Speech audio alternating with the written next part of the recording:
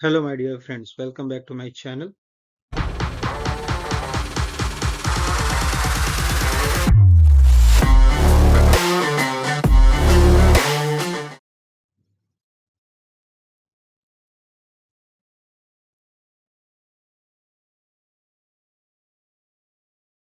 आज की क्लास में हम मैक्रो इकोनॉमिक्स के बारे में डिस्कस करेंगे। लास्ट क्लास में हम लोगों ने माइक्रो इकोनॉमिक्स को अच्छे से समझने की कोशिश की। जो टर्म्स मैक्रो इकोनॉमिक्स है, ये टर्म्स मैक्रो इकोनॉमिक्स इतना भी पुराना नहीं है। अगर हम थोड़ा सा पीछे जाएं 1940s के सिनेरियो में, तो जिसके कोर कॉन्सेप्ट के बारे में हम लोगों ने स्टडी करने की कोशिश की थी, यानी कि 1940s के सिनेरियो से इसमें हम बहुत मैक्रो इकोनॉमिक्स शब्द के बारे में अध्ययन करना शुरू किया। एक सेंट्रल कह सकते हैं कि फोकस एरिया था। बात जब 1700 की थी, 1700 की शुरुआत की थी, तो एक अनुशासन की शुरुआत हुई थी। इन द सेंस आप कह सकते हैं कि बेरोजगारी क्या होती है, मूल्य क्या होते हैं, प्राइस क्या होता है, विकास ग्रोथ क्या होता है, ट्रेड व्यापार क्या होता है। इन सारी चीजों पे जो है अर्थशास्त्रियों को कह सकते हैं कि एनालिसिस करने के लिए एक कोर कॉन्सेप्ट क्रिएट किया गया, जिसपे ये जानने की कोशिश करते थे। एक चिंतित विषय हो गया था, इस सिनारियो का टाइम था। मैक्रो इकोनॉमिक्स जो है study of the whole. Macroeconomics क्या है? एक संपूर्ण अर्थव्यवस्था का अध्ययन है, एक बड़े पैमाने पे। ये क्या है? बड़े पैमाने पे सामान्य और आर्थिक जो कॉन्सेप्ट हैं, जो स्केल्स हैं, इन सारी चीजों को जो है, जो फैक्टर्स है, इन सारी चीजों को जो जानने की कोशिश करता है। अर्थशास्त्र का हिस्सा अर्थव्यवस्थाओं के बारे में बातचीत करने की कोशिश करना है। अगर आप एक अर्थशास्त्री हैं, तो आप हमेशा अपने देश के साथ साथ अन्य देशों के साथ आपके जो व्यापारिक संबंध हैं, जो आर्थिक नीतियां हैं, उसके बारे में आप जानने की कोशिश करते हैं। तो मैक्रो इकोनॉमिक्स संपूर्ण अर्थव्यवस्था का एक बड़े पैमाने पर अध्ययन करता है।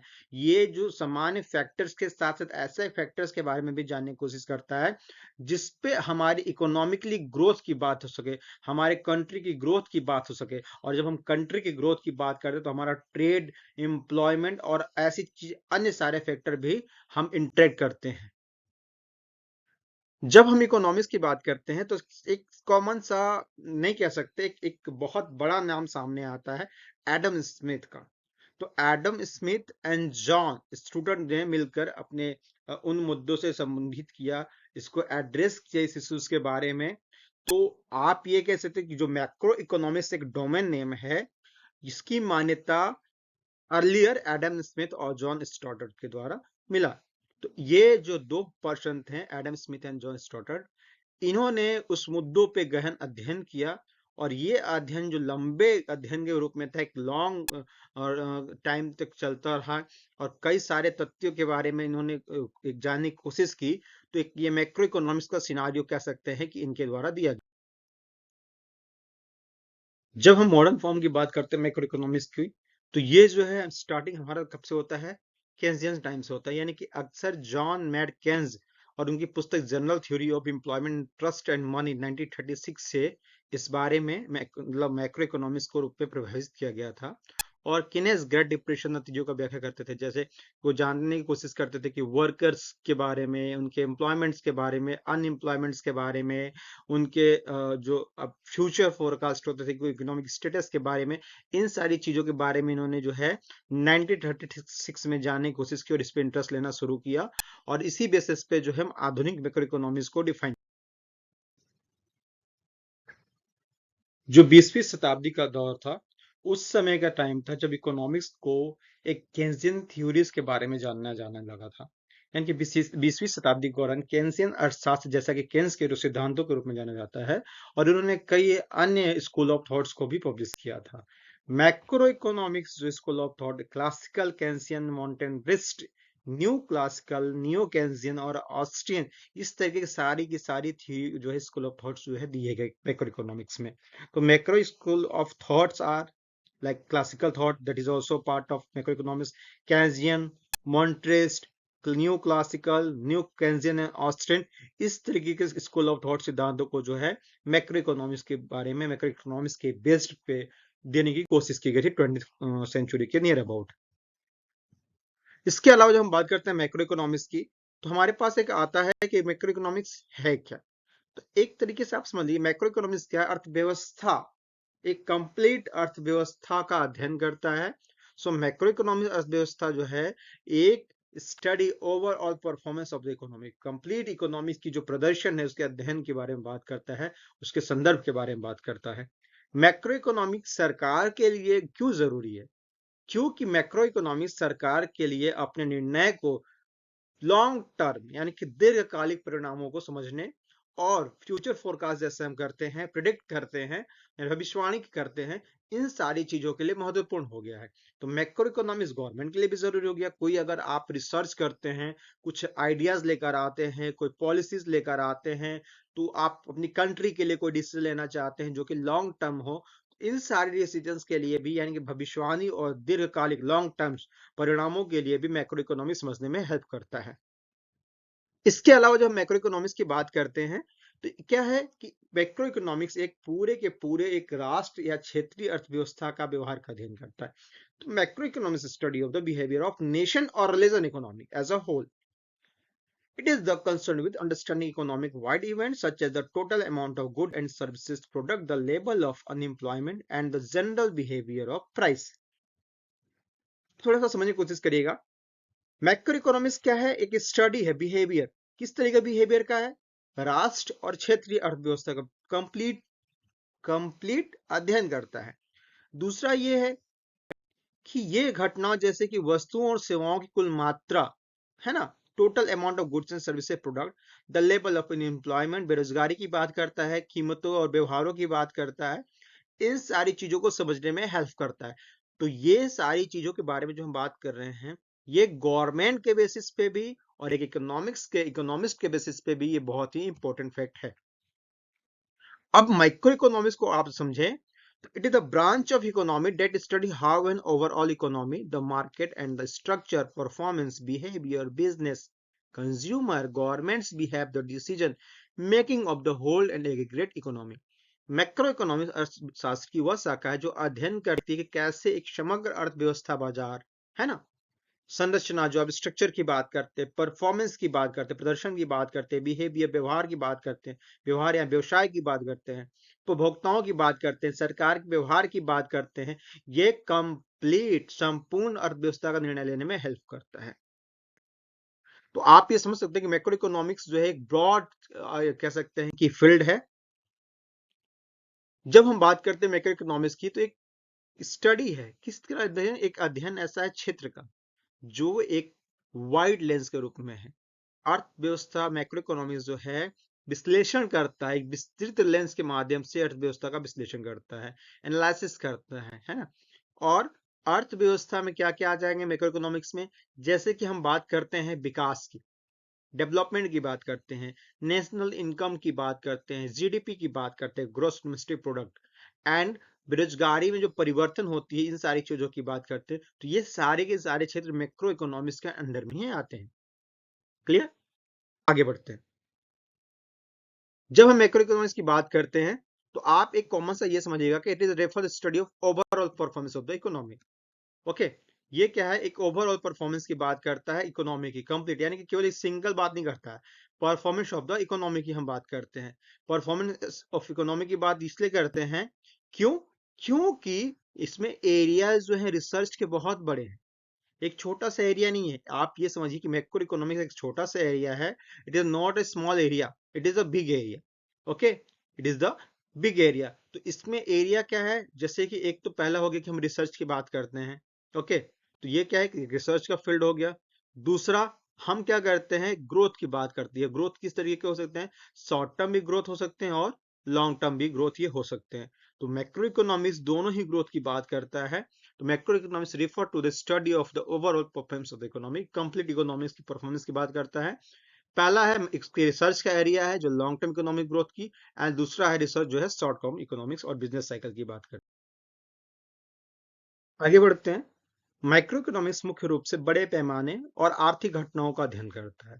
तो micro economics primarily studies a large scale economy like inflation, okay, मुद्रास्फीति कहते हैं जिसको, प्राइस लेवल, मूल्य स्तर, रेट ऑफ इकोनॉमिक्स, आर्थिक विकास की दर, नेशनल इनकम, ओके, राष्ट्रीय आप आय की बात कर लेते हैं, ग्रॉस डोमेस्टिक प्रोडक्ट, देखिए सकल घरेलू उत्पाद, और बेरोजगारी में परिवर्तन, इन सारी मुद्दों पे बात करते हैं।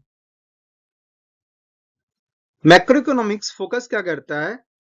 ये focus on the performance of the economic change in economy, output inflation, interest, foreign exchange rate and the balance of payment. Macro economics अर्थशास्त्र के प्रदर्शन पर अध्ययन करता है, ध्यान केंद्रित की कोशिश करता है। जैसे आर्थिक उत्पादन हो गए, मुद्रास्फीति दर है, मुद्रास्फीति की बात करता है, ब्याज और विदेशी मुद्राओं में दरों में जो परिवर्तन होते हैं और जो भुगतान होता है उस संतुलन की बात करता है, बैलेंस ऑफ पेमेंट। तो ये हम इंटरनेशनल और नेशनल चीजों की बात करते हैं। तो मैक्रो इकोनॉमिक्स इन सारी चीजों पे फोकस करता है। किन चीजों पे? एक तो इसके अलावा भी अन्य क्षेत्र हैं, हम बेसिकली कुछ क्षेत्र की बात कर रहे हैं। एक इकोनॉमिक आउटपुट की बात हुआ, इंटरेस्ट की बात हुआ, foreign exchange rate and balance of payment की बात करते हैं। अब आप ये समझने की कोशिश करिए कि it connect together the countless policies, या उन अनगिनत नीति, संसाधन और तकनीक को एक साथ जोड़ता है जो आर्थिक विकास के लिए संभव बनाती है, या आर्थिक विकास को संभव बनाती है। मैक्रो आप इकोनॉमी से बात कर रहे हैं, यानी कि it connect together countless policy, बहुत सारी पॉलिसी, अनगिनत पॉलिसीज हैं, और टेक्नोलॉजी ऑफ इकोनॉमी की बात करते हैं, तकनीकों की बात करते हैं, जो सबको एक साथ जोड़ती है। Without proper macro management, poverty reductions and social equity are not possible.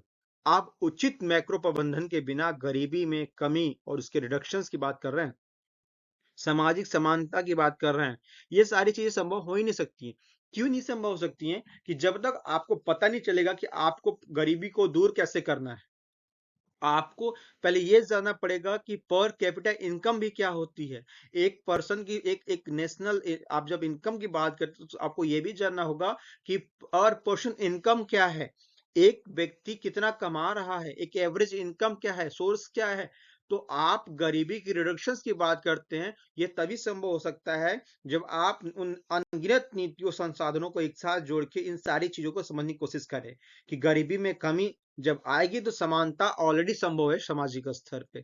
तो ये सारी कहीं ना कहीं पॉलिसीज जो होते हैं, इन्हीं सारी चीजों पे फोकस करता है। तो जो भी हमारी पॉलिसीज आते हैं जनरल हमारे पीपल्स के लिए, हमारी कंट्री के हर एक पर्सन के लिए, चाहे एजुकेशन से रिलेटेड हो या किसी बिजनेस से रिलेटेड हो, किसी जॉब से रिलेटेड हो या किसी सुविधाओं से, जैसे एग्रीकल्चर के बेस पे क्यों ना हो, ये कहीं ना कहीं बहुत बड़े क्षेत्र होते हैं, और ये सारे के सारे जो है मैक्रो इकोनॉमिक्स के ही अंदर आते हैं।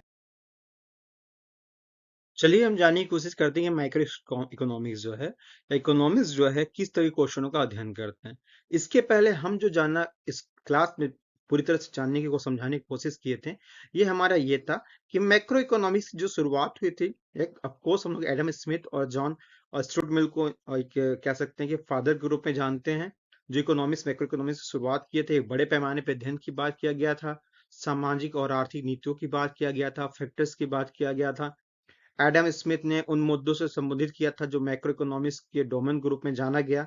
वो मुद्दे किस तरीके के थे? वो मुद्दे जो इनके 1936 में बुक आई थी, उस पुस्तक में इन्होंने बताने की कोशिश किया कि श्रमिक, बेरोजगार, वर्कर, आधुनिक नीतियां, सामाजिक नीतियां, समानताएं, गरीबी दर, ये सारी चीजों को उन्होंने बताने की कोशिश किया।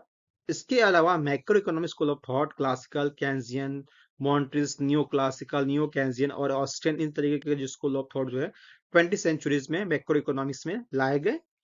मैक्रो इकोनॉमिक्स जो है अर्थव्यवस्था को एक समग्र प्रदर्शन की बात करता है, जो सरकार को निर्णय और दीर्घकालिक परिणाम, एनालिसिस और भविष्यवाणी, फोरकास्ट, इन सारी चीजों के लिए बहुत ही इंपॉर्टेंट हो गया है।